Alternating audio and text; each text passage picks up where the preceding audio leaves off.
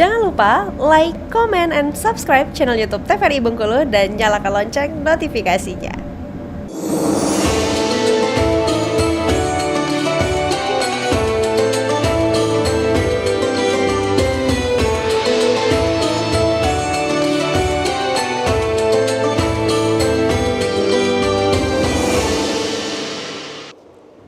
Terima kasih pemirsa masih setia bersama kami di Mutiara Kolbu. Pada hari ini kita masih dengan tema yang sama, yakni apa saja perkara yang merusak amal ibadah. Masih bersama juga dengan Ustadz Ikhwan Nasution dan ibu-ibu dari Majelis Taklim An-Naba. Kita masuk lagi ke sesi tanya jawab sekarang. Ada lagi Bu yang ingin bertanya? Ya, silakan Bu. Assalamualaikum warahmatullahi wabarakatuh. Waalaikumsalam warahmatullahi wabarakatuh. Perkenalkan, saya Dinda. Pak, saya mau bertanya, di zaman era digital sekarang kan banyak program podcast, banyak temanya membahas korupsi, tentang pemerintah juga, pejabat-pejabat yang korupsi. Apakah orang yang mengadak podcast itu, narasumber itu termasuk ghibah atau tidak? Terima kasih. Wassalamualaikum warahmatullahi wabarakatuh. Waalaikumsalam warahmatullahi wabarakatuh. Boleh langsung saja dijawab Pak Ustadz pertanyaan dari Mbak Dinda. Baik, ada ghibah itu yang dibolehkan. Ghibah yang dibolehkan. Contoh, ada itu disebut uzkuril fahisata kayyahzuruhun nas. Sebutkanlah keburukan itu agar tidak terjadi kepada manusia yang lain, agar orang berhati-hati. Maka tidak semua ghibah dilarang. Ada ghibah yang dibolehkan. Ghibah itu kan zikra akhaka bima yakrahu, menyebutkan keburukan dan dia benci kalau didengar. Jadi ghibah itu menyebutkan keburukan, dan keburukan itu kan memang terjadi. Kalau tidak terjadi namanya fitnah. Maka ghibah itu menyebutkan keburukan saudara kita dan dia benci kalau kita sebutkan itu. Tapi tidak semua ghibah itu dilarang. Ada ghibah dibolehkan. Pertama, untuk menegakkan keadilan.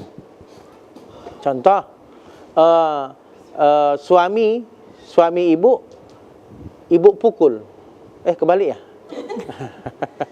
Ibu KDRT kepada suami. Misalnya ibu memukul suami, maka suami tidak terima, dia balas. Dengan balasnya dia menuntut ke pengadilan. Jadi suami, Pak, saya di KDRT oleh istri saya. Kan otomatis suami akan menceritakan keburukan ibu. Dia menempeleng saya, Pak. Itu kan menyebut ghibah namanya kan. Menyebut keburukan. Dia mijak-mijak saya, Pak. Dan sebagainya. Itu artinya dibolehkan ghibah karena untuk menuntut keadilan. Jangan pergi ke sana ya. Karena di sana itu tukang begal banyak. Di sana itu kampungnya aja suka tukang begal. Maka kita sebutkan aibnya, keburukannya, agar tidak terjadi keburukan selanjutnya. Maka itu dibolehkan untuk menolak keburukan selanjutnya. Kau jangan pinjam uang ke sana, itu kan riba, itu rentenir, nanti habis uangmu semua. Maka itu dibolehkan agar tidak terjadi dosa selanjutnya. Dan termasuk untuk keadilan tadi, podcast yang menyebutkan keburukan ini, sehingga nanti akan ada tindak keadilan, ada hukuman. Karena kalau tidak, bagaimana kita akan menghukum kalau tidak dia sebut keburukannya? Kalau kita diam keburukannya, bagaimana cara menghukumnya? Maka perlu adanya mengungkap keburukannya, sehingga akan bisa kita sidang, oh dia salah. Maka yang menentukan hukum nanti adalah hakimnya. Nah, tetapi kita boleh menuntut, boleh. Kan kata Nabi, man ra'a minkum mungkaran falyughayyir biyadihi. Siapa melihat kemungkaran, robahlah dengan tangannya. Apa maksud tangan? Kekuasaannya. Fa illam tastati fa bilisani. Kalau tak mampu dia robah dengan tangannya, robahlah dengan lisannya. Ya mungkin podcast itu salah satu cara untuk merubah kemungkaran dengan cara lisan.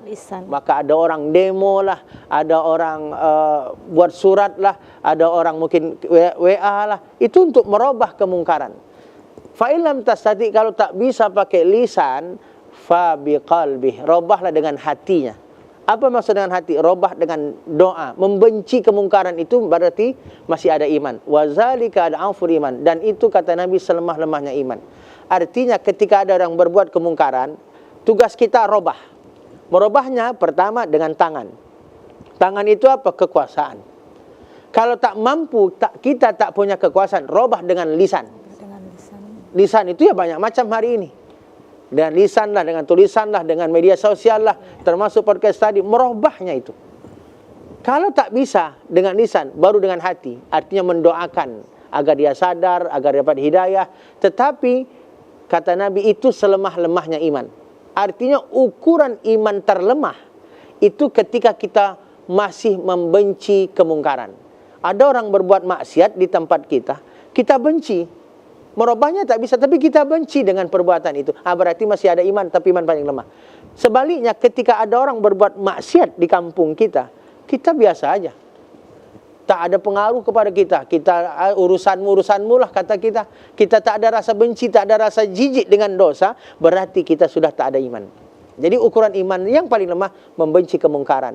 Nah, cara membenci kemungkaran, kita robah. Nah, tadi mungkin dengan podcast ya dibolehkan.